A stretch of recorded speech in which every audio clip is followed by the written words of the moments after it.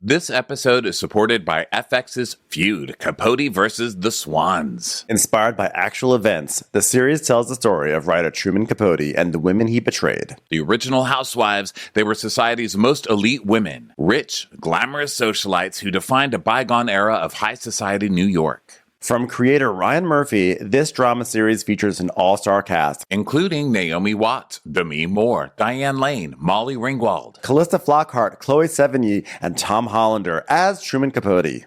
FX's Feud, all new Wednesdays on FX. Stream on Hulu. Audible lets you enjoy all your audio entertainment in one app. You'll always find the best of what you love or something new to discover. As an Audible member, you can choose one title a month to keep from their entire catalog, including the latest bestsellers and new releases. I am currently listening to Drunkish by Stephanie Wilder Taylor. I really like Stephanie, and this is a book about leaving alcohol. It's called a Memoir of Loving and Leaving Alcohol, and I really dig her take on it. She's a funny person, and I love having her voice actually in my ear, reading it to me. New members can try Audible free for 30 days. Visit audible.com/Crappens or text Crappens to 500-500. Wow. Nice. Yeah. What you're hearing are the sounds of people everywhere putting on Bombas socks, underwear, and T-shirts made from absurdly soft materials that feel like plush clouds.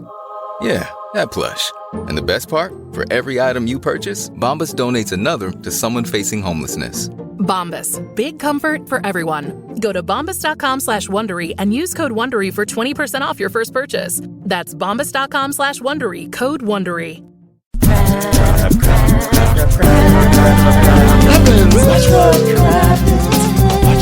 crappens. Who cares what happens when there's so much crappens? Watch what crappens.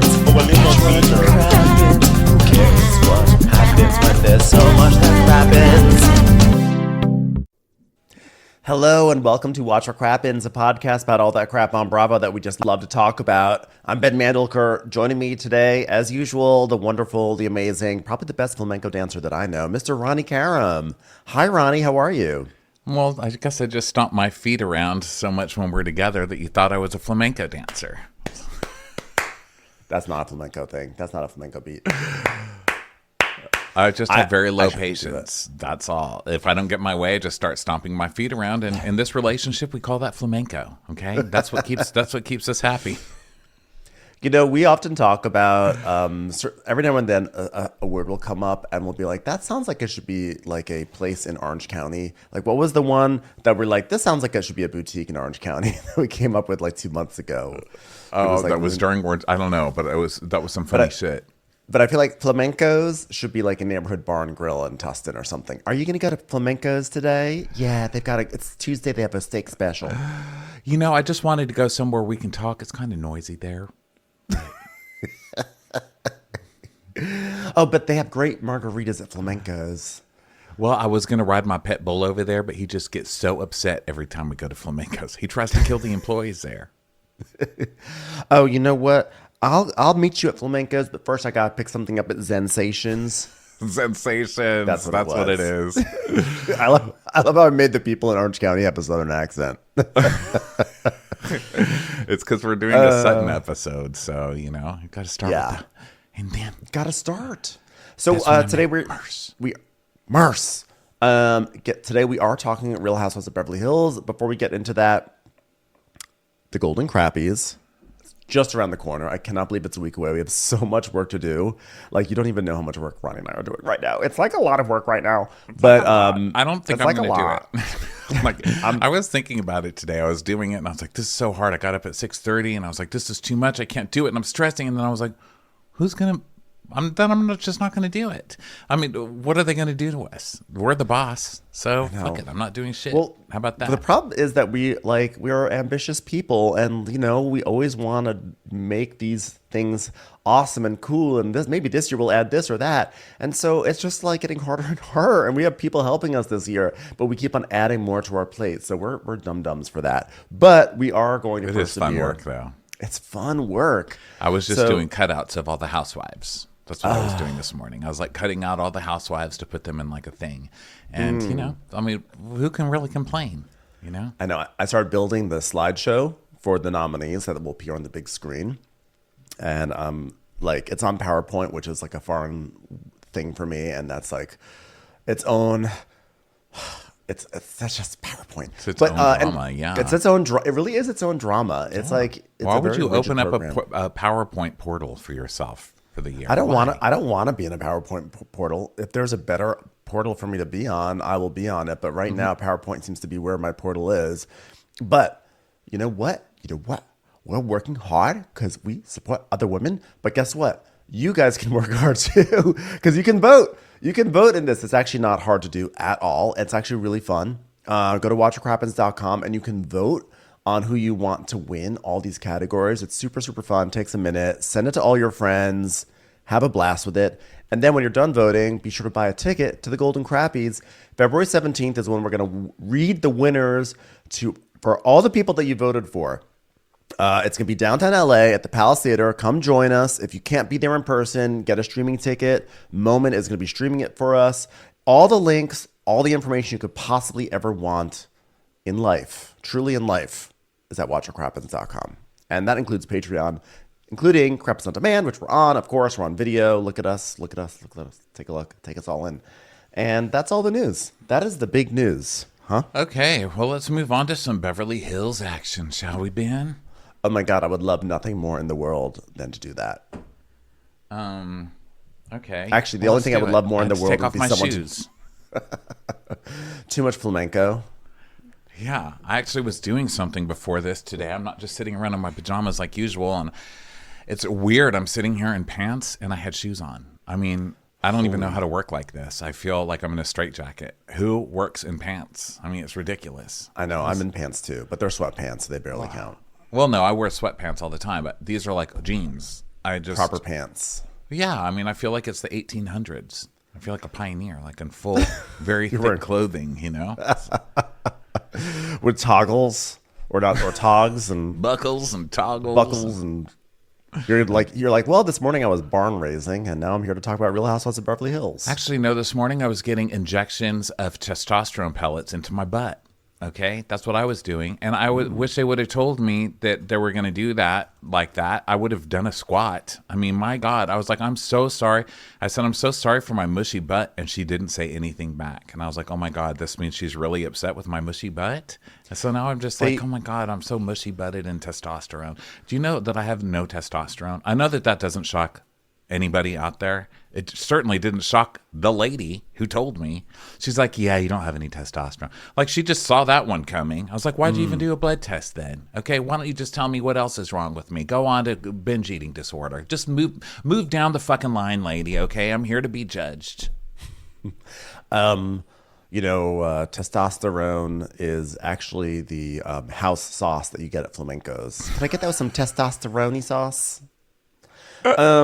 So I didn't know. So they have to inject a pellet. How do you inject a pellet? Like, I think like an injection, you inject a fluid, or pellet, you stick it up the bum hole. It wasn't in a shot. So basically, maybe injection is the wrong word. They finagled. Suppository?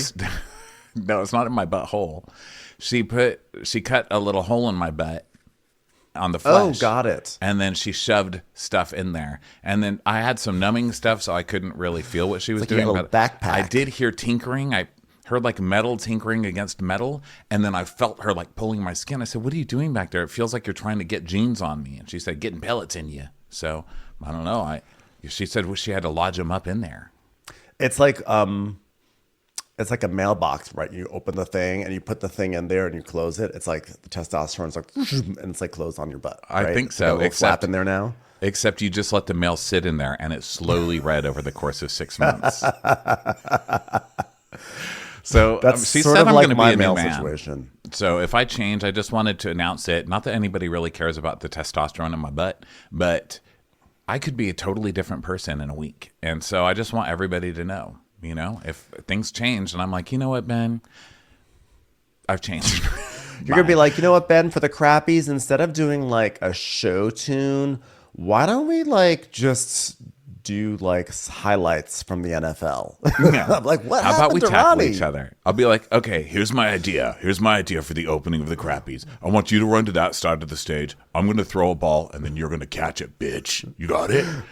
How about we do something from like Barstool Sports? Let's like read some stuff off that website. I'm like, Ronnie, what's happening to you? Like, I don't even know who Patti LuPone is. I'm like, Ronnie. Okay, so let's go on. We're oh yeah, what a way to start. So Kyle is comforting Sutton because she just got testosterone pellets in her butt and found out that she has no testosterone, and she feels, like less of a man for it. So Yeah, Sutton's talking about how she's been carrying around Merce for all these years. Actually, in her butt, she actually has like a Merce pouch back there. I know. I got some Merce injected into my butt. And I left there doing pliés and jetés. It was crazy. It's more like the testosterone was installed, It was right? installed, yeah. It was like you got like when you have to add more RAM to your computer, or at least when you used to be able to do that before solid states. It's Don't like they say just sort of- RAM when we're talking about injecting things into my butt, please. Okay? Hey, there's no stigma in being a bottom. Who says there's stigma? You know what there's stigma in? Fucking pain. That's what it is. Ram me. You're not ramming me. I don't want a ram truck. Nothing ram me. I'm about to say, a week from now, you'll be like, you know what I want? A Ram truck. Yeah. Oh, Ben, I forgot to tell you something. 40 is the best in Texas. Okay, so Sutton's crying. And okay, let's get serious now. It's a very serious moment. So Sutton's crying because she is not only scattering Merce's ashes, she's also scattering the ashes of her marriage. Okay? Yes. Because her marriage was a big part of her life, and she was so angry so long because she got dumped, basically. And so she's very upset. At least you're rich. I don't know if that's not really fair to say to rich people, because I know that rich people have problems too. They just do it so much more richly than the rest of us that it's hard for me to feel bad. Because, like, you got divorced, you got dumped. I get it. That hurts, okay? I'm not saying you deserve it. I really like Sutton. And I don't want her to be hurt. But you get $300,000 a month. You know what I mean? Can't that comfort you? Can't that hug you? Hug that. Yeah. Hug all those Benjamins. Or just hug me. I'm a Benjamin. Yeah. Yeah, I agree. And so, so then her friend Trevor comes over and he's like, Hi, how are you today? Hi, Sutton. Oh, I can't believe that Merce stayed so long in this Ziploc bag. So she pours the ashes into a little box, and then some of it falls on the coffee table, and they sort of like brush it into the Snort box, it. Like back in the day. Like they did back when Merce let them house sit for him. They had his apartment alone. Like, are you going to sniff it, Sutton? Are you going to sniff it? He talks like a heroine in a 1930s movie. Doesn't he? He's got this like kind of effect, that kind of this accent to his voice. I think he sounds actually more like the villain of the it could be either heroine of a 1930s movie, once the talkies started. Because imagine if he's just like he sounds like the heroine in a 1917 movie, and it's just like piano, but his voice is just like danger piano. I don't know why my hands are up when I do that. For those on video, I went like this. I put my hands up like I was like performance. We're talking about theater now. But he's either a 19. I'm talking about theater, so my hands are up. He's either 1930s heroine, or he's like 2014 alt take on a villain in a James Bond thing. Like, I speak in a very voice because I'm so evil. Oh, really? You're going to threaten me with old Mercy again, are you? Sutton? Oh, Sutton, you fell into my trap. All your friends will be dead by midnight. So Sutton's like, this morning, I'm realizing I'm not just letting Merce's ashes go. I'm letting 2 decades of my life go. Here's what I have to say to the past 2 decades. Bye. Bye now. Bye. Take all your trash out with you. Fucking leave me alone. I live for today. And guess what else I live for? Tomorrow. Bye yesterday. You're dead to me. Okay, and everyone who was in it, bye. Don't remember anything about you. So yesterday. I was 2 decades. You know what I was thinking about? Like whenever Sutton talks about all this, like this different time with Christian and Merce, my vision of it is like Sutton in like, it's like 1988. They're listening to Fine Young Cannibals. She falls in love with Christian. They have this big like Reagan era, Bush era romance. But 20 years ago is 2004 actually. And it just does not, it's like, wait, what? I don't feel like I'm ready for 2004 to be like remember back when we were married in 2004. Like I'm not ready for 2004 to be like that, you know? Like the old days, you mean? The old it's days, like, yeah. Yeah, it's like Spanky and Alfalfa racing, little cars they made out of apple boxes or whatever, apple crates. I want like the old days. Honestly, I don't even want the 80s to be the old days. I'm like very resistant to that. Like I want the old days to be maybe the 70s. Like I want something to be like, I remember when Christian and I fell in love, we'd just seen a Roy Scheider film and we said that man knows how to star in a movie, you know? Yeah, I don't like it being the old times either. I saw that they remade the movie Mr. and Mrs. Smith. I'm like, how are they remaking this? This came out like 2 years ago. It did not come out 2 years ago. It came out a very long time ago. I'm just still young looking.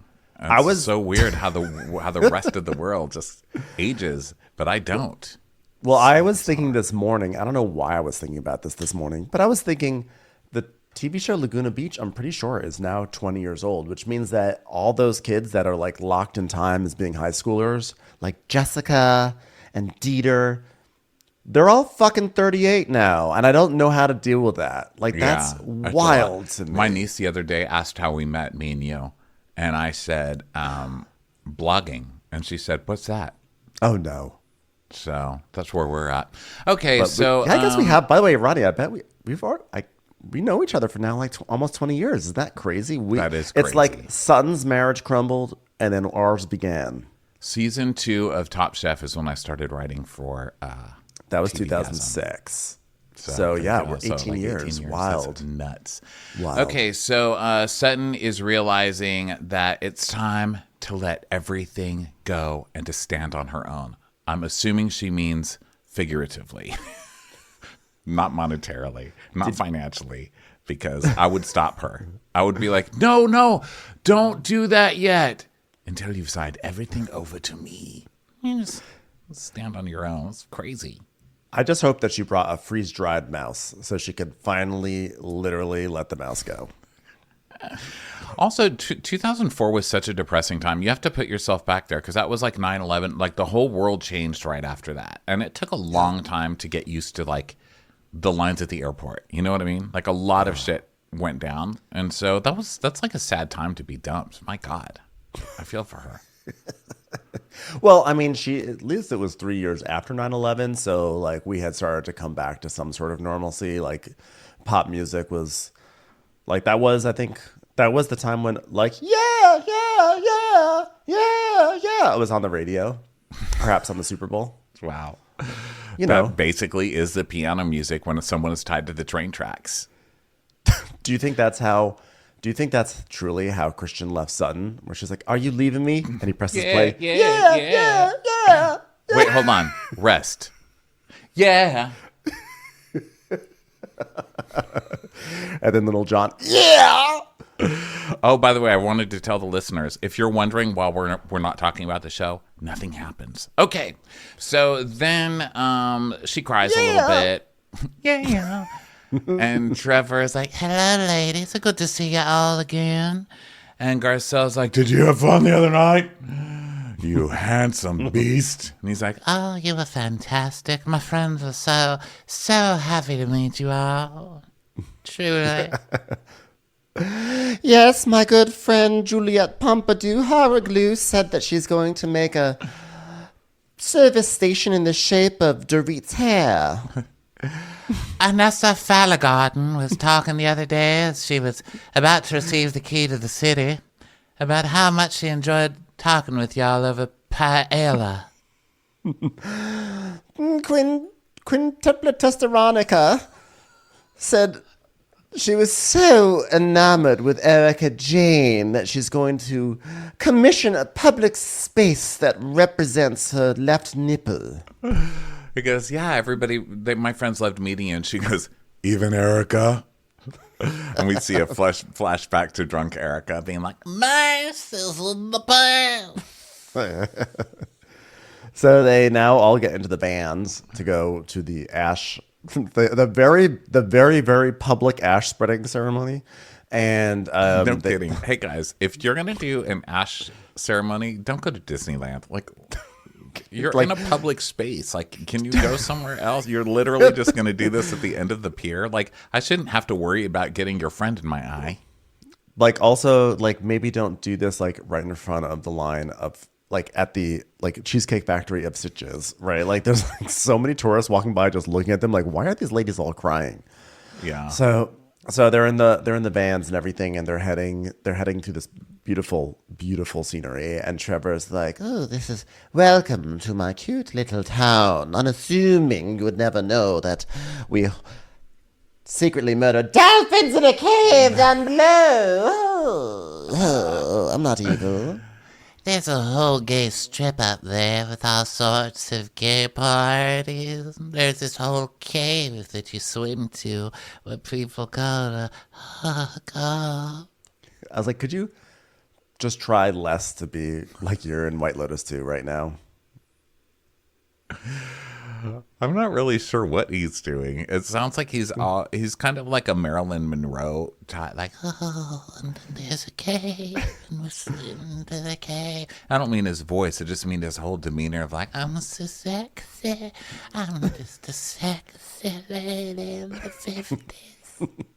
I just think that because of White Lotus 2, I just no longer trust gays of a certain age in Europe who like women of a certain age. I'm like, he's up to something.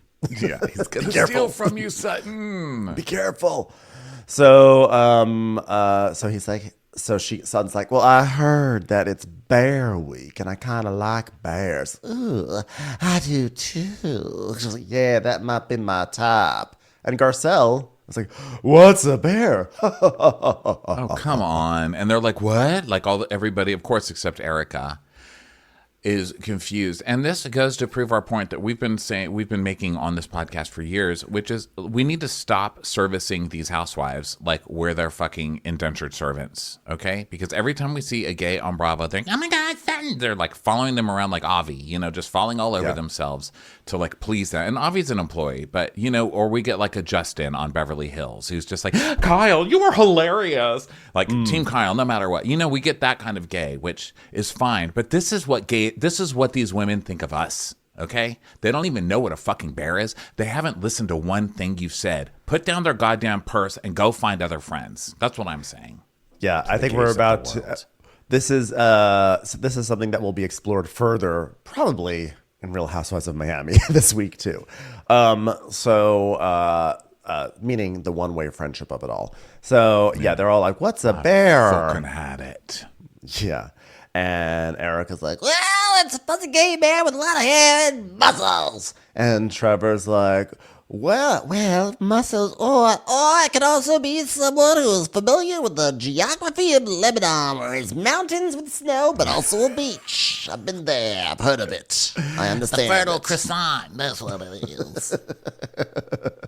Yes, I'm aware of the author from Lebanon who wrote The Prophet. I'm aware of everything. "It's like, okay, Erica."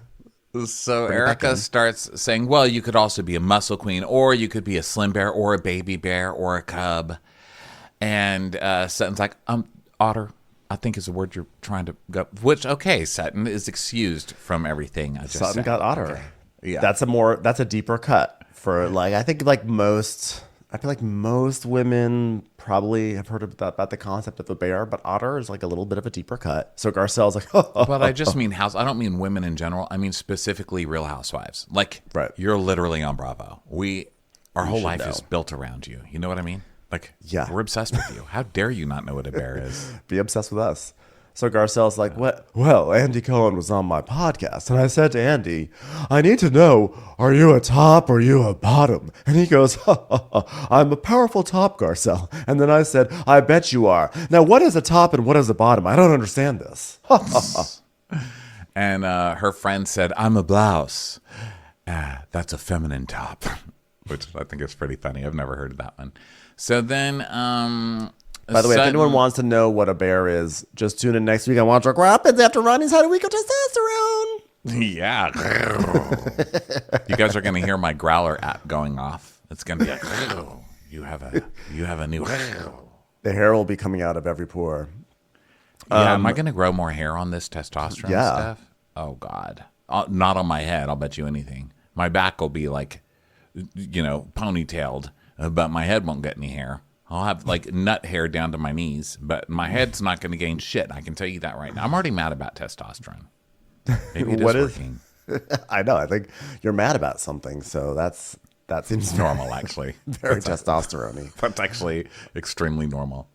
If you like using debit over credit, don't you think it's time to also get rewarded? Well, now you can with Discover Cashback Debit. It's a checking account that rewards everyone with cash back on everyday purchases. Plus, there are no fees, period. We're talking dance classes for the kids, family vacations, and pizza parties. And it's now earning you cash back with Discover Cashback Debit. Check out eligibility and terms at discover.com/cashbackdebit. Discover Bank, member FDIC.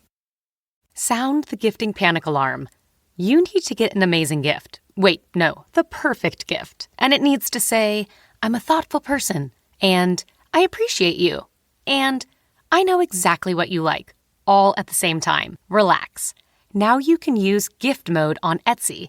Gift mode on Etsy is here to take the stress out of gifting, so you can find the perfect item for anyone and any occasion. It's easy to find gifts made by independent sellers for all the people in your life, like the pickleballer, the jazz fan, the Zen seeker, the artist, or the pasta lover. From 90s nostalgia and mixology to reality TV and gaming, there's something for everyone on Etsy. A gifting moment is always around the corner. Whether it's a birthday, an anniversary, a holiday, or even just a day to say thank you, Gift Mode on Etsy has you covered. Need to find the perfect gift? Don't panic. Gift easy with Gift Mode on Etsy. It's time for a commercial. It's time for a Crappies commercial. So they all get out of the van, this gorgeous city, and walking around, and Sutton's joking about like, Trevor, don't drop Merce. He's not in a Ziploc bag anymore. And they're walking around. We see they're walking through they've shown these umbrellas a million times. They finally walk they go through the umbrellas, the ones that are hanging over the street. Well, watch out, everybody. Kyle's storyline's coming up. Hold on, wait for it. Kyle likes to shop, everybody. I believe it's not her storyline. I believe it's her personality. Yeah. It's her identity, guys. She's like, oh my God, there's places to shop, guys. I'm like, wow, Kyle likes to shop. That is so wacky. So she's joking about like needing to pull over. She's like, oh, guys, I can't like stand anymore. I need to like sit down right here next to this shop. I love to shop. It's crazy. Yeah, and so they're like looking at trinkets and stuff, and okay, so then they sort of like they're looking at trinkets and what's it's galore. Thingamabobs, they've got plenty. But who cares? Nothing's real. I forgot that lyric, sorry. I want Mo. That was a play on words. Where we see it. Get it?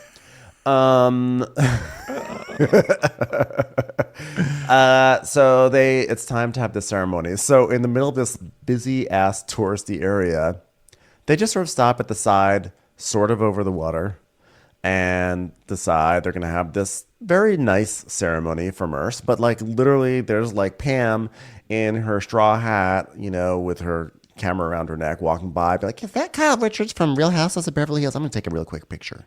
I'm like, they did not cordon off this area very well. Yeah, they really didn't. They just walked to the end of the public pier. And Sutton is talking about, she gives a speech and she's like, it's not just about Merce. It's about my dad. It's about my husband. It's about, you know, everything. It's about Lisa Rinna. Just kidding. I'm glad she's gone. She goes through this. She tells us about her divorce, and she says near the end of her marriage, she got a phone call from Christian, and he said, "You need to get an attorney because you're gonna get papers today." So, yeah, go ahead, Ben. And then he said, "I'm looking for a lady in the streets, but a freak in the bed." I didn't understand what that really meant. And he went, yeah. Yeah.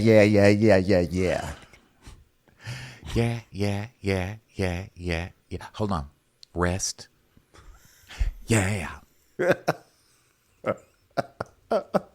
I wasn't quite sure why he was agreeing with himself so much, but I felt it was offensive. So this is just how guys operate, I guess. God, men are so fucking cold, right? I think straight men. I feel like gay men don't operate like this. I can't imagine just calling someone and being like, "Oh yeah, you're gonna need a lawyer because I've filed divorce paper." You would know if I was gonna divorce your ass, okay? You'd be like, for weeks, you'd be like, "Why are my tires always flat? Like, who put a brick through my windshield? You know, like, why was there super glue in my underwear? You know." Things like that. Like, I feel like it wouldn't be a surprise for me. But straight guys are just like, they're so cold. They're just like, yeah, I'm divorcing you. Been planning it for a while. Had a whole thing drafted. Bye. Yeah, got like a surplus of testosterone in my system now, and I really don't have time to drag this out. Just gonna divorce you. Listen, I have not had a boner that's lasted longer than 7 minutes in years, so I have no time to waste. Okay, time's a ticking. So Sutton's like, yeah, we all have stuff in our lives that we hold on to, and I really want y'all to do this for me. I know it's hard. So they're just talking about how they're surprised they didn't realize. Kyle, of course, is like, I think that Sutton has been in like a lot of pain regarding our divorce, much more than any of us could have imagined. I'm like, well, definitely much more than you could have imagined, Kyle, because you never check in on your friends. Kyle's always like, who is Christian again? Can you remind me? Yeah. Christian. So there's a Christian. So you broke up with Christianity. What religion are you now? You were dating a Christian? So Garth, they're talking about like how sad this is for Sutton and stuff. And Sutton's like, we're going to say goodbye and we're going to let all three of those men go. And so they do. And they throw the ashes over. And of course they hit everybody in the face because that's how God works. God wants the deadness all over you. We've seen it many times on these shows. MJ's father, the dog Milu. on Milu, yes, on Real Housewives of New York. Don't do that on Bravo because God's like, LOL. Okay. Yeah, just lower the box into the water with a rope or something. I don't know. So yeah, it gets all over everyone. Kyle, of course, makes a big fit about it. It's like, it's on me. It's like all over me. It's in my mouth. Like, it's literally on everyone, but Kyle's acting like she's the most ashed over. So, but Sutton's like, for everything, Sutton is like actually very like amused by this. She's cracking up. I thought she would be like, and I messed this up too. But she's okay. She's okay. Yeah, she loves that Merce like got in all of their eyes, Yeah. So then Kyle gives her a hug, and she's like, oh, my God, Sutton, I love you, Sutton. I love you so much. Now, I just want to point out, someone posted on somewhere on the internet, okay, which is a pretty big place, I know, but someone posted a clip from the after show, and Kyle's really an asshole, okay? And I know a lot of this show is dedicated to what an asshole Kyle is, and I'm sorry, because I know that Kyle has a lot of stands, and it's got to get annoying for you guys. So first I'd like to say to you, bye, because I don't care. But second of all, Kyle's really an asshole. She went on that after show and she was like, I mean, Erica, have you ever heard of Merce before? Like, has she ever mentioned him? Now, I know that she probably wanted an excuse to go to Spain and like have the storyline of throwing his ashes, but like she'd never even mentioned him. So all of this Kyle pretending to be nice and hugging Sutton and saying, I love you is a load of crap, because then she goes on the after show and basically accuses her of faking it for a storyline. Kyle's track record with this sort of shit is so bad. Like, how many times has she done this to people? Have we ever heard about this person? Have you ever heard about this person? I mean, this is going to sound very, like, rude and callous, but, like, what if we had said, who's Lenore? Or whatever her name, Lenore, right?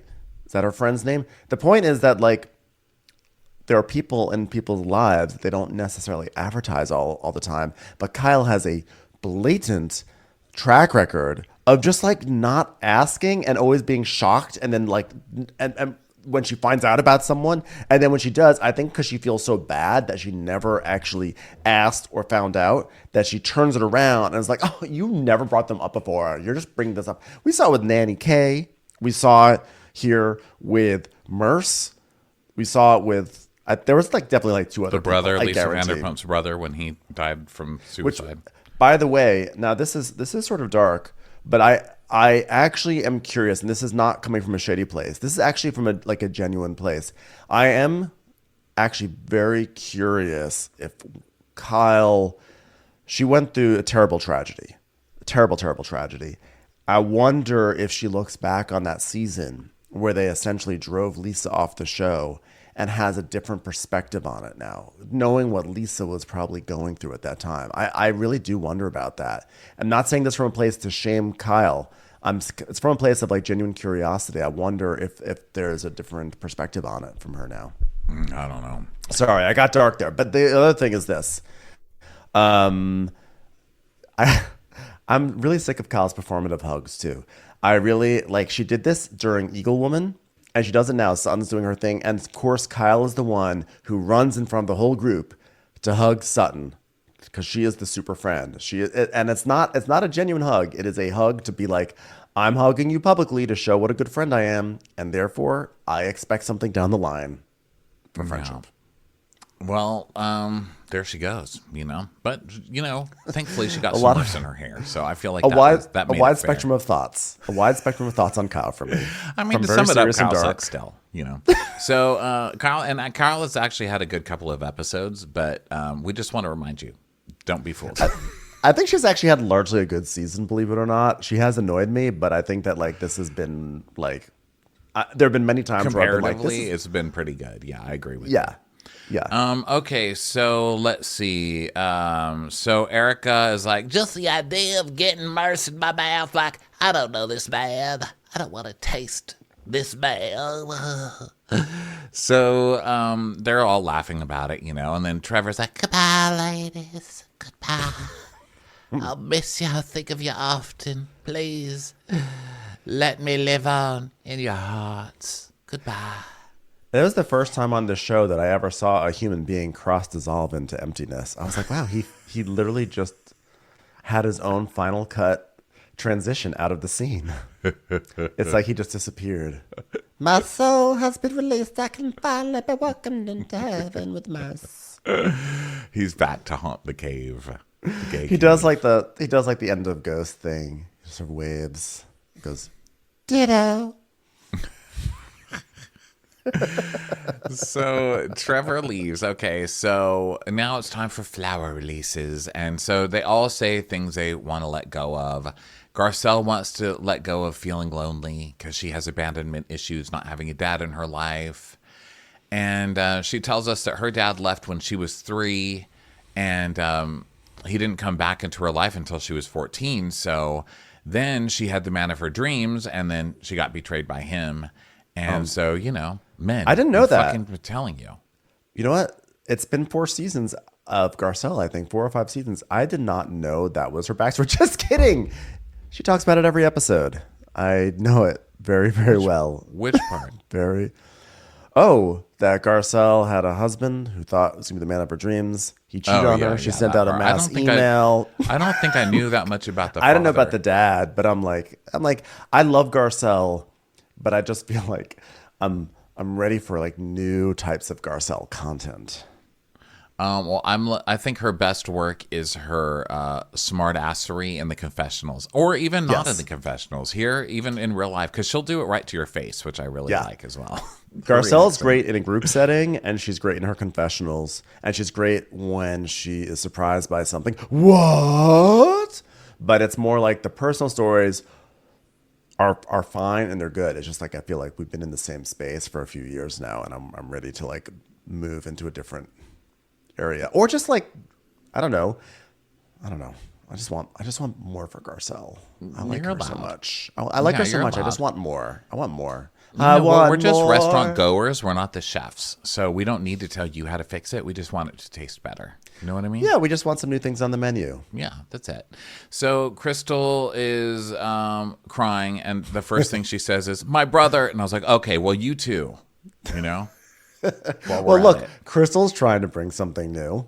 It's just not very compelling. But she's like, what I want to release is my brother, who I guess is releasing me. I want to release me being mad that my brother released me. I guess I'm released him first. Beat you, stupid younger brother. So she's sad because he's moving away. And then Anne-Marie is like, I know I have this very confident exterior, but it's because I'm like a doctor. Well, basically. I mean, not really, but like close enough. So I have a lot of work to do because I don't really feel like I'm in a peaceful place for myself or for my family. I want to be happy. It's like, I like that. I like that speech. That to me was like a solid 8.5.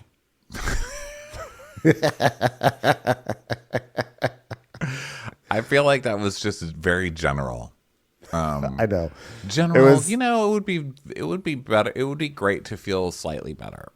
Maybe 1.5 on the scale of better. I'd like to feel better. Hers was written by ChatGPT.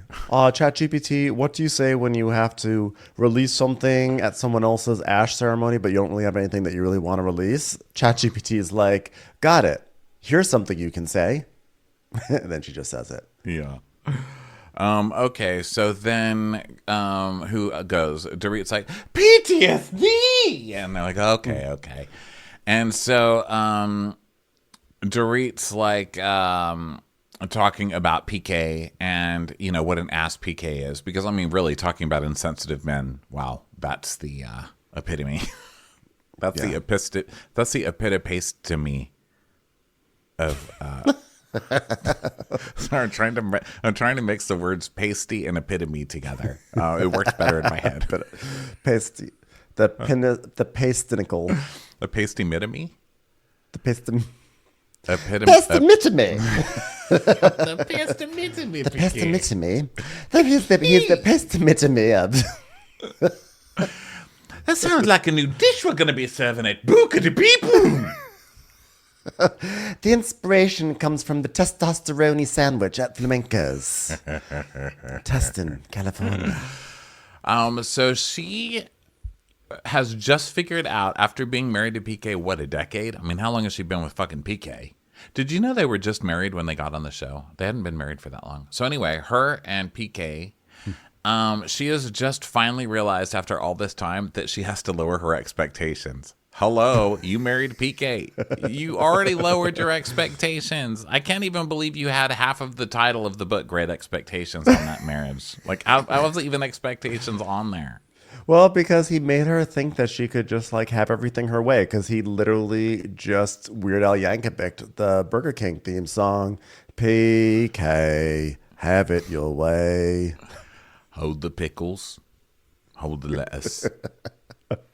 Special orders won't upset us. All right? Babe. You don't have to have mayo on your Whopper, babe. Have it your way. PK, have it your way. Okay, so she is going to release expectations of PK into the ocean, which is smart. So then Erica's like, Okay, well, I'm here to let this go. In representation of all the hurt the last 2.5 years that I feel many of you have contributed to. I've turned a new page in my life. I always knew I would. So I let my heart, my anger, my disappointment in you bitches go. oh, please. Is she fucking kidding me? Wow. I would like to know what all the victims who died paying for your diamond earrings would think about that. But they're dead. Okay. It was so self-involved and petty, but I enjoyed it because I'm in an enjoying Erica space these days. It was so ridiculous. Well, you guys hurt me, and I'm going to let go of what you did to me by throwing this in the ocean. And by letting go, I mean I will still, and my grievances for the rest of this episode and probably next episode too. Yes. I'm still going to make this about what a victim I have been the past 2 seasons in all of this. So Garcelle's like, oh, well, I'm jarred by what Erica is saying right now. I wish it was my turn to let things go again because I mean to let go of this jar that I've jarred. Call me preservatives. I've been jarred. Yeah, you can let go of multiple things. I think why not? No, Like, I think by your the turn way, is over. It's like the talking stick is gone. Okay, no letting go of things. This is Housewives. We hold on to things. You don't let go of things. What kind of game is this? No, you just act like you're at the supermarket. I'm so sorry. I know I'm at the checkout. I left some emotional debris in aisle 3. Mind if I just run and get it real quickly? Oh, actually, I just had that removed from my anus by David. David? Oh, Shannon Bedore, welcome to our Real Housewives of Beverly Hills trip. That's a nice crossover. Weren't expecting it. Well, I was in the neighborhood. I heard that Spain was a great place where you could walk along the beach and not run into any sluts. Well, really, all you need to do is take away the S to understand where I've been vacationing recently. John Jansen left me for a slut. Oh, is that John's son down on there in the ocean? Hi, John's son. Oh no, it's just a wreath. It's Garcelle's wreath. Yeah. Oh my God, why is that reef hugging Alexis Bellino? Well, I've seen it all now. I've officially had it. Okay, well, I'm gonna go back to Orange County because I believe there's a chair at Flamenco's that Heather Dubrow has not stolen from me yet. Listen, I know that this place isn't very into house grooming, but there is a home in Orange County that needs to be clipped. I'll be leaving now. And I just want Erica Jane to know that if she ever wants to turn around her image, I just want to remind her that I start charities. Oldie but goodie. Oldie but goodie. It can be hard to find out what's happening in your city, like really happening. But a new local podcast called CityCast makes it easy. If you live in Boise, Chicago, D.C., Denver, Houston, Las Vegas, Madison, Philly, Pittsburgh, Portland, or Salt Lake, there's a CityCast for you, a daily local podcast that keeps you in the know about what's happening. Episodes are short, completely local, and all about your city. You'll always be in the know about what's happening in town, like which restaurants you just have to try, the events you need to attend, and you'll even hear about hot local stories and controversies. Listen to CityCast on any podcast streaming platform by searching City Space Cast and your city name. Hear what your city is talking about with CityCast. Commercials. Here comes one right now.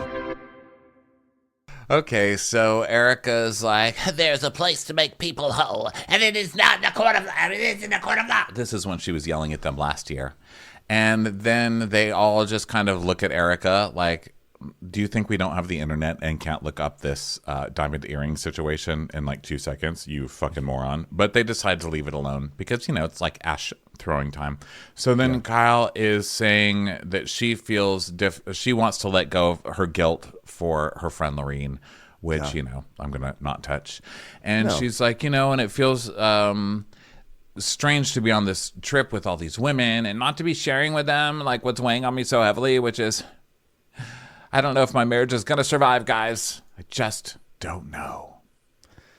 Yeah. So then they do a group hug, and Kyle's like, I think everyone is so vulnerable, and sharing these moments shows that we've come a long, long way. And then they're just hugging. And so now it's time to go shopping again. So Erica and Crystal go off, and they actually get ice cream. And Erica's like, well, I'm not interested in shopping. Also, can't really afford anything right now. And Crystal's like, well, I really liked your intention. And, you know, I'm sorry I contributed to your pain. And if you would like to say something about how badly you feel about me because my brother's moving to a different country for half the year, now would be a great time for you to say it. No? Nothing? And when she apologizes, Erica's like, It's okay, honey. Shit happens. It's how you recover. so she's like, you know, I can't believe, she says, I love it when anyone can take a chance to say, hey, sorry I misjudged you.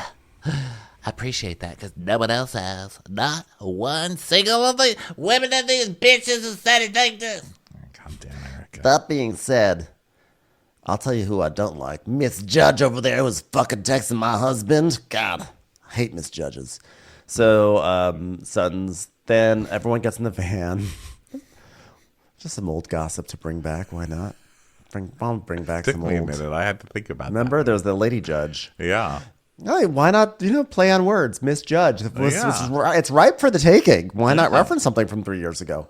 So they get into their van, and they're still talking about how the ashes are all over them. And sounds like, well, Merce didn't get on me at all. He was known for these great leaps. He just leapt right over me and got all over the girls. It was so good. So now they go over to learn to dance with Manolo. So Sutton's telling us, well, I think we just see clips of them learning the dance or whatever, but they go see Manolo, the tour guide with a guitar, which is my worst nightmare. And most people with a guitar are my worst nightmare. Most people with a guitar. And it's not that I hate music. I love music. I just don't like mediocre music shoved in my face constantly. And I feel like that people who know 3 chords on the guitar are doing that all the time, Like, please don't. I'm going to say, I don't mind if someone has a guitar if they're part of the band or an orchestra. But if the guitar is a hyphenate, like I'm a Jamba Juice employee / have a guitar, that's going to be a no for me. I'm a tour guide and have a guitar. No. I'm your banker and have a guitar. I don't want a guitar in any place outside of the band, space. Yeah, I want your guitar where you keep your emotional expression in your home. That's the only place I want those things, No. I don't want it anywhere else. I support you having emotions. I support you having a guitar. Just do it at home. No, I actually don't even want the guitar at home because the worst is when you're at someone's house and they disappear for like 3 seconds and you're like, where'd they go? And they come back with the guitar and I'm like, no. Yeah. I am not here to do a sing-along or to hear you sing. We were having a conversation. Oh, yeah, that's true. Okay, so then let's see here. Manolo, blah, blah, blah. And then they're just talking about dancing. I'm like, oh, my God, we're just not all as talented as Erica, but we still can dance, okay? So then they go back to the house to have their glam squads prepare them for flamenco dinner. And Erica is telling Laia, her friend Ploy, she's like, oh, the seaside service, I don't know, I was a little crabby about it all. I mean, I'm here to let go of the last 2 years, which I felt misunderstood and hurt. And would I have preferred a moment where everyone sort of sat down and said, hey, you know what? In light of everything we've seen, we really pushed you. And we're sorry, Erica.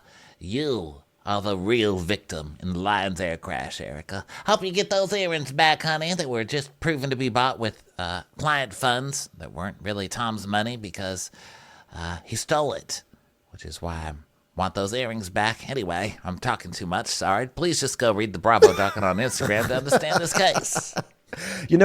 Earlier Garcelle says we weren't, ultimately we were just holding up a mirror to Erica. And I don't think that she liked what she saw. And the truth is, these were questions that were going to be asked no matter what, because it was such a big thing. It was all over the news. Wouldn't Erica have preferred them to ask the questions to her face? That's Erica's whole thing, because they were going to ask the questions no matter what, but she didn't. Well, they really did hound her about the questions, and I get why she would be upset. Now, as an audience member, you don't get to be upset. You're on a reality show, and you're going to have to talk about. This was massive stuff that was happening. Like, she's going to have to talk about it. So I get why. I get why she'd be annoyed, but of course, whatever. Of course, we get of course, I wouldn't want to. If I was embroiled in something like that, I wouldn't want to be confronted about it, especially not on TV. But considering that Erica's whole thing is like, I'm up front, and then all of a sudden, when people are like, well, we'll be up front too, she's like, stop it. It didn't really make sense. Well, but your point about holding up a mirror, I agree with that, but there's nothing less fair than someone holding up a mirror when you're not ready. That is so unfair. Like when you're walking and you pass a building that's reflective and you happen to see yourself and you're horrified because you're not prepared. You have to be prepared to look in the mirror so you can stand up straight, tuck your double chin down, do whatever. Give yourself your Sheena angle, whatever it is. Listen. It's horrifying when you just pass a mirror and you don't know. You can't just do that to someone like, oh, and then we held up a mirror to Erica. Well, I'd say fuck you too. Who does that? Have you ever accidentally turned on the camera on your iPhone when you're looking down? It's horrifying. Let me tell you something. I learned a long time ago not not to look too closely at shiny cars or shiny windows, because those, like, there's a difference between a mirror and a shiny surface, because a shiny surface is always the worst. It's like a funhouse mirror. There's never been a flattering car window that I've walked by and been like, hey, Yeah. like there once was a toaster that I had like a good experience with, but aside from that, like, it's all rough, and it's.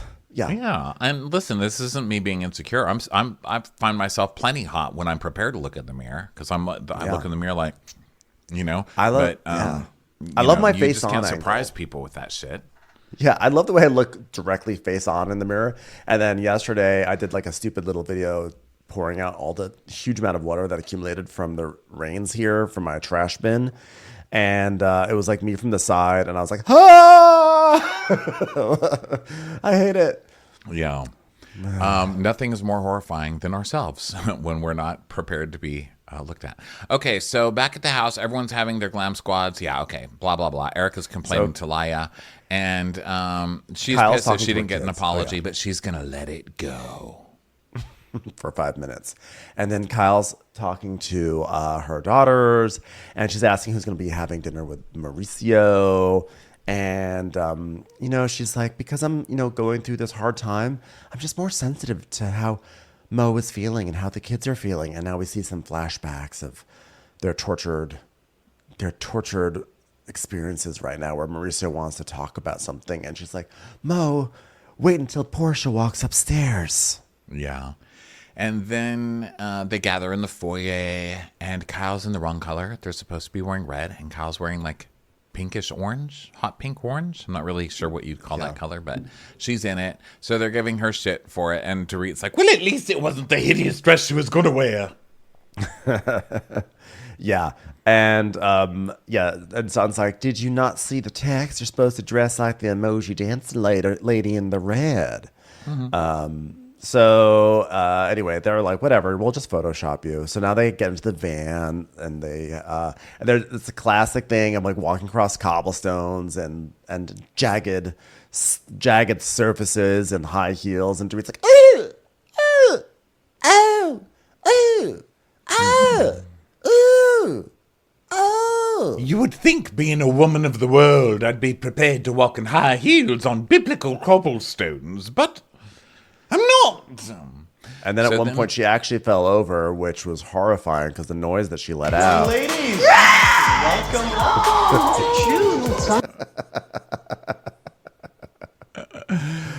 And then they start talking about husbands, and if, you know, is Sutton going to remarry, and should they be trusting their husbands to do paperwork for them, which is kind of skirting around the Erica thing, I guess.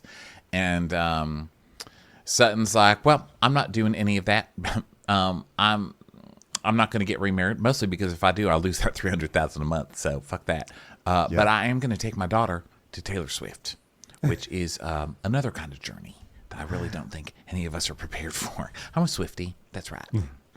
Yeah, I love me some Trevor Kulsivad. And so Erica's like, well, my dog and I are going to go to sleep when we get back, and hopefully some man will come over. That's all I care. Come over and come on, man. That's what I want. And then, let's see. Anne-Marie is talking about, oh my God, but what if you met like the man of your dreams, Sutton? Like, that would be crazy. Like, what if you were just like bonkers in love? Like, would you get married? No. And then Garcelle's like, well, I've just worked so hard. I don't want to give anything up in a divorce. And Kyle's like, prenup. Prenup. And Marie's like, but I get that about, but like, you don't want to split that with somebody else? Like, what if they're like an 8.5? I mean, that's pretty good, right? I mean, listen, like, I'm like totally comfortable being split with the number 17. So I just don't understand what everybody's problem is. Erica's like, oh, yeah, well, why don't you get married to somebody and fuck him up and leave him with all your problems like my husband did to me? That's the thing. Do we know what the paperwork is that we're signing for? Do we know what your partners are really doing? And Kyle's like, don't you just like sign everything? Like I just sign everything because like, then what do you say? Like, have a lawyer look at this? Like, that's too much. See, this is why, Kyle, I just don't know if I believe this. Like, I'm leaving Mo because Why would you come on national TV and talk about how you'll sign anything he gives you if you're really planning on leaving him? He's gonna watch the show, Kyle. Maybe she wants to dispute something down the line and be like, well, I didn't know. I was just signing and he pressured me to sign it. Oh, that's true. Yeah. See, I've been said it on the Housewives.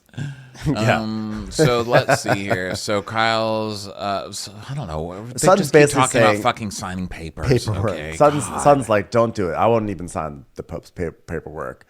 And but Kyle's on it. So anyway, they arrive at the location, and guess who was on the steps? Fucking Manolo. I can't. Manolo's guitar is up there like. It's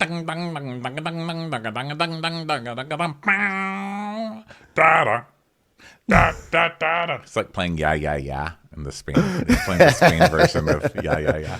See, ladies and gentlemen, Manolo. So they go into this restaurant, which is like a really like big flamenco place and everything, because they're going to be doing their flamenco dancing there. And the owner greets them and tells a story about King Alfonso met Carmen, the very famous flamenco dancer there. And Kyle's like, oh my God, like I do not want to perform. I don't even know how to do these dances. I'm like not even drinking anymore. It's not like I even can have some margaritas and get up there and do the splits or anything, because I'm not drinking, on behalf of the fact that I'm not drinking anymore. So then Manolo's like, he's like, okay, so do you want to make a toast, a Spanish toast? And Dorit just starts to be like, well, as a lady of the world, I can do this in Spanish. So she goes, me. Okay, salud, amore, salsa guacamole. He's like, no. Repeat after me, okay? Arriba, abajo, al centro. Arriba, abajo, al centro, Los Angeles, La Cienega. Los Feliz, Sepulveda Boulevard. So then they go to their table and they order El drinks. Cerrito Atamal. Sorry, still do And my Dorit's toast. like, Coca-Cola normale, Coca-Cola por favore. ¿Dónde está Coca-Cola normale? Normale. I learned Espanol when I was in Italia. So the accents are a bit mixed there. I love that Dorit even has a fucked up accent in different languages. She changes her fucked up accent. Now she's doing an Italian accent in Spain. I can't with this. Also, everyone's ordering English, and the waiter's English is very excellent. He's like, so what would everyone like to have to drink? And she's like, Coca-Cola normale. It's so offensive when people try to speak your language while you're waiting on them. When I was a waiter, people would try and do that with me sometimes. I would get so offended. Like, you don't have to like just be gayer. It's like the second I come to the table, they're like, hey girl, can I have this without gluten, bitch? Like, oh my God. Jeez, you don't have to talk to me in gay slang. It reminds me of The Amazing Race. It reminds me of The Amazing Race. They're like how like so many teams, no matter what country they're in, when they get into a taxi, they always go rapido, rapido, rapido. I'm like, rapido is not the universal word for fast. It's only in Spanish, and it could be deduced in other languages. But if you're in China and you're saying rapido, that's just not going to land the same way. Horrible. Okay, Kyle is talking. They're talking about their favorite moments of the trip. And Crystals was watching people make paella because she cooks things with Miss Lucy online. So in case you guys haven't seen those, go watch them. And then Kyle's like, it was like being by the ocean and just having an honest, real moment. Oh my God, about Merce? No, about like being obsessed with shopping. And not drinking. Yeah. And it was like, today was really special. It was. It's, as I said in my toast, Guadalajara, tequila, bomboloni, bonjour, baguette. Well, it's been a long time since I felt relaxed and good on a trip. I mean, just think about last year's trip. I'm like, what was last year's trip? It meant nothing to anybody else. And she's like, Aspen, girl, I'm trying to block it out, for Christ's sake. and then we see clips of Aspen, which was crazy, so with them grilling her over the $750,000 earrings, and Garcelle being like, why don't you just give it back? And Crystal saying, all I care about are the victims, which is me and my brother's relationship. And Erica's like, I don't give a fuck about anyone, but look, we're not gonna go all Pollyanna and think that everything is fabulous. However, if I were to scale it on a whole, for me, it was much more of a positive experience than I've had in a long time. By the way, Pollyanna's a real bitch. She never said sorry to me. Are we forgetting that Erica was caught setting people up last season? Wasn't it that Erica's team got caught being the leaker of last season when everything was leaking out? Yes, Jack. I Jack, like the word. publicist. Kyle's like Erica's the biggest victim of the season, and nobody is bringing up the real shit, Erica. You're still talking about these earrings, and people are treating Erica with kid gloves, which I really don't understand because they didn't last year. So I'm not really sure what's up. So Anne-Marie is saying, yeah, but Erica, earlier today you said you were like still upset with everybody, and like I haven't watched every moment of the show. Just kidding. Get mad again. Just do that, because like we have literally nothing going on right now. So go ahead, get mad. Well, the last 2 years I was in this group, I felt very mischaracterized and very misunderstood. I'm sorry, but these are my confessions. We'll do a throwback to 2004, I heard. And quite honestly, the morning when I woke up and my appeal was reversed, and those things will always hurt, okay? So that's what that meant. Yeah. Hey, it worked. Rest. Yeah. And Garcelle says, but you said you didn't trust us. And she's like, Well, I feel more relaxed, but trust is something. that's earned. Yeah. Unlike Tom's money. That's what I'm talking about right there, bitch. See? Anyway, so she feels more relaxed in this group. She's going to, wait for the trust to build, etc. No, yeah. etc. Can't wait till Erica trusts us all again. That comes with a lot of perks. So then Garcelle's like, well, it's something to see how deeply she's been affected by us. And then Sutton is saying she wants a moment to toast Erica. Now, some of us didn't receive door invitations to your show like some other people did. And then we see clips of her sending invitations to her show that are like dancing girls.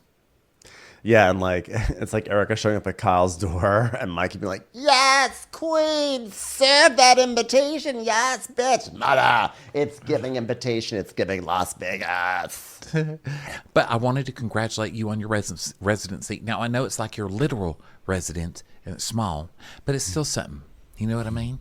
And I think it's important. You may not be an angel yet, but they will be serving wings at your concert. And that's important. And Sally goes, now, as my mother would make me do in elementary school, I had to invite the entire class to my birthday parties. Because Sutton, it turns out very quietly, Sutton is upset that she didn't get this invitation. By the way, producers, clearly there was a beef that was brewing here. And I feel like they were probably trying to focus on like the bonding and the heartache that was going on in this trip. And they just decided to sideline whatever fury Sutton was feeling about this invitation. Excuse me, always air the petty stuff for us. We always want the petty shit. Why would you just like reduce it down to this brief moment before flamenco dancing? Yeah, Erica's always going to have a problem with Sutton because she's like the older southern lady, and Erica has mommy issues. And it's going to be constant. It's never going to end. And I'm going to love every moment of it. Erica's saying, Well, listen, I will say, all right, it's not that you're not invited to my show, but I will say I do remember how much support there was on Broadway. Remember when Sutton chartered a plane? I mean, you did do that, so thank you for that. Thank you for that. And she goes, that's right, I did get a plane to take everyone. And then we see the plane and Rinna being like, it's a plane! It's a plane that flies. Hello, plane. Hello. It's a bird. It's a plane. It's Super Sutton. How are you? So now it's time. Now the dancers are starting, and the flamenco dancing is happening, and it's like all very fun and nice. And some of the women are kind of like getting hot under the collar about the dancer, the flamenco dancer. And then Kyle's like, oh my God, Sutton, hostess with the mostest. Are you think that we are going to be dancing up there? I can't even. But they do. They dance, and it's great. And Sutton gives a monologue where she's like, well, I never thought I would get emotional about these women, but I just love them. We're like sisters. They're like family. Because family, your friends become family. And if you've ever worked at Applebee's, people that you work with at Applebee's are also your family. Okay? Until you're unceremoniously fired for not dusting a license plate that was screwed to the very top of a wall that you couldn't even reach at 15 years old. But that's neither here nor there. We're a family. Anyway, when I die, bury me under a pile of onions peels. So they do their dance. All the hype about this dance was so ridiculous because it was just them basically doing basic stomping or whatever. And there was a lady up there guiding them. It was essentially the same as when I went to Hawaii and I was pulled up on stage to do hula dancing. And they just are like, now do this, and you make an ass of yourself. And it's caught on video. Oh. And it lives forever on Instagram. Oh, that is great. Horrifying. Okay, so drunk. back in Beverly Hills. I mean, no offense. I'm putting myself in that position. It was horrible for the craft of hula dancing. It was very fun for me. It was horrible for the legacy of this cultural. Well, that's good. It was fun for you. I hate stuff like that when people put you on the spot. Like when people like sing karaoke and they put your name in. I'm like so embarrassed. But then if I do it, if I want to do it, then I'm a ham. But if somebody else does it, I'm like, oh, it's the most embarrassing thing I've ever done in my life, mother. Okay, let's go back to Beverly Hills because this trip was, boring. So then Garcelle gets some designer shoes. She's excited. Erica is at dance practice, and she does the splits. And she's like, still got it, bitch. And Dorit goes by to visit Kyle and talk about marital troubles with Momo. So, Kyle, how are things with you and Moster? I'm just sort of workshopping a new nickname. Is it too late or is your marriage already over? Moster! Or as they would say in Italy, Mister Favore. Mossa means samosa. Samosarino. And Kyle tells her she's been seeing a therapist and Mo has joined her. And Dorit's telling us, well, the truth is, recently, one of my best friends seems to be as disconnected as possible. I just want to be here for Kyle. I want her to know that I support her, but I will never support spaghetti straps and leather-owned skirts.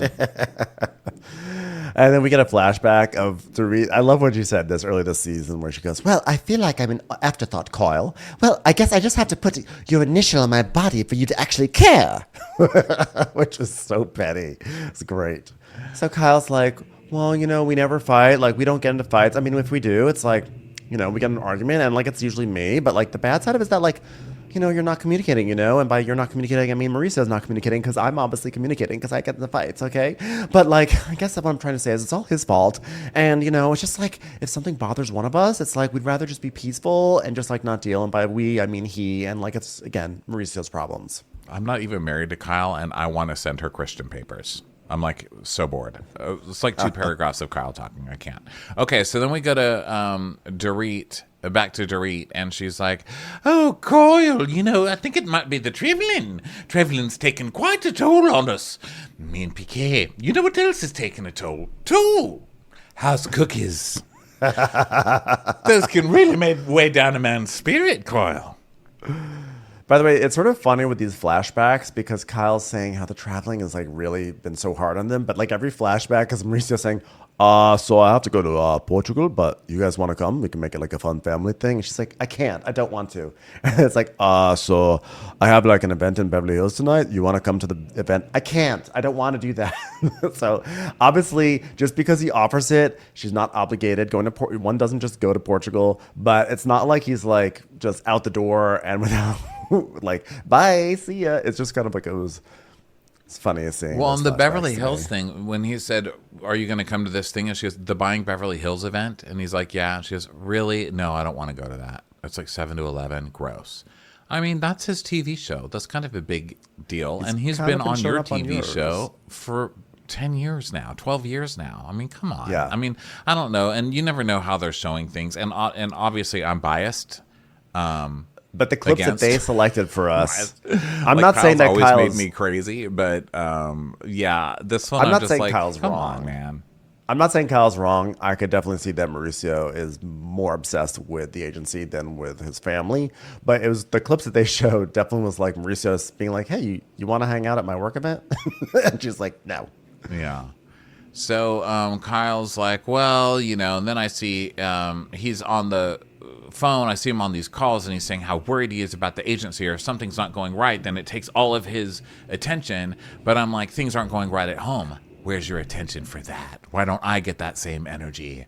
And then she cries and talks about how supportive she's been. And she's like, and if there's no effort made, we're not going to end up together. We will never survive this. I think that Kyle has actually been profoundly affected, like understandably, by her friend's death. And I think that's really having an impact. And I think she really needs Mauricio in a way that she may not have needed him as much before. Plus compounded with the fact that like now her last daughter is sort of becoming more and more independent, and Kyle can't sort of pour all her energy into her children in the same way anymore. I think it's just like a perfect storm for her, and that's why this is really happening. I think that's the fundamental issue here. Something else is I've been wondering about, because her whole childhood, it was like playing second fiddle, right? It's like, okay, well, Kathy's Kathy, right? She was older, and then Kim was a movie star, and Kyle was kind of toiling around the side, you know, driving Kim to school and driving her to auditions when they were kids and stuff like that.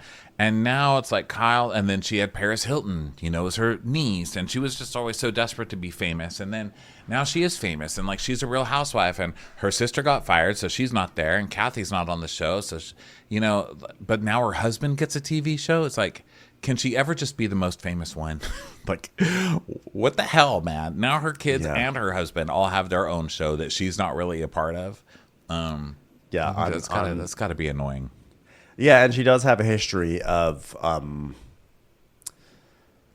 kind of pushing back or distancing herself sometimes from the people in her life who are quote unquote more powerful than she is. You know, Lisa Vanderpump, Kathy, probably Kim at a certain point, you know. So that's kind of her own stuff going on there. Yeah. Okay. Well, that was Beverly Hills, everybody. We sure love you. Thank you so much for being here. Go get your tickets for Watch What Crappens Golden Crappie Awards, February 17th, Los Angeles. Also streaming online, and go vote. The links to vote, to get tickets, to get online tickets, those are all at watchwhatcrappens.com. Okay? Sure are. Yeah. And now be prepared, because next time you hear me, I'm going to be a man. I'm going to be so manly. Man. Thanks everyone for being here, and we'll catch you on the next episode. Bye. Yeah. Watch What Crappens would like to thank its premium sponsors. Ain't no thing like Allison King. Ashley Savoni, she don't take no baloney. Strolling the park with Caitlin Clark. She's not just a Sheila, she's a Daniela. Itchels. Aaron McNicholas, she don't miss no trickolas. She's never scary, it's the Green Fairy. Jamie, she has no last namey. Hava Nagila Weber. Know your worth with Jason Kurth. She's the wind beneath our Jennifer Wing. Sip some scotch with Jessica Trotch. She's always supplying, it's Kelly Ryan. Kristen the Piston Anderson. Let's give a kisserino to Lisa Lino. Megan Berg. You can't have a burger without the Berg. The Bay Area Betches. And our super premium sponsors. Somebody get us 10 cc's of Betsy MD. We're taking the gold with Brenda Silva. Let's get real with Caitlin O'Neill. Don't get salty with Christine Pepper. Can't have a meal without the Emily Sides. Nobody holds a candle to Jamie Kendall. She's not harsh, she's Jill Hirsch. She's a little bit loony. Junie. My favorite Murdo, Karen McMurdo. We love him madly, it's Kyle Pod Shadley. Let's go on a bender with Lauren Fender. We want to hang with Liz Lang. The incredible edible Matthews sisters. Give him hell, Miss Noel. She's the queen bee, it's Sarah Lemke. Shannon, out of a cannon, Anthony. Let's take off with Tamla Plain. She's quite the catch, it's Victoria Cotchett. She ain't no shrinking Violet Kuchar. We love you guys. Hey, Prime members, you can listen to Watch What Crappens ad-free on Amazon Music. Download the Amazon Music app today. Or you can listen ad-free with Wondery Plus in Apple Podcasts. Before you go, tell us about yourself by completing a short survey at Wondery.com/survey. Look around. You can find cars like these on AutoTrader, like that car riding your tail. Or if you're tailgating right now, all those cars doubling as kitchens and living rooms are on AutoTrader too. Are you working out and listening to this ad at the same time? Well, multitasking pro, cars like the ones in the gym parking lot are for sale on AutoTrader. New cars, used cars, electric cars, maybe even flying cars. Okay, no flying cars, but as soon as they get invented, they'll be on AutoTrader. Just you wait. AutoTrader. From Wondery, this is Black History for Real. I'm Francesca Ramsey. And I'm Conscious Lee. What do most people think about when they hear the words Black History? Rosa Parks, Reconstruction, MLK, February, Black History Month. Exactly. There are so many stories of Black history that we just are not really talking about or thinking about, especially outside of February. And we are about to flip the script on all of that. Because on this show, you're going to hear a little less, in August 1492, Columbus sailed the ocean blue. and a little bit more. She is a heroine to some. As a fighter for black rights, she is a villain to others.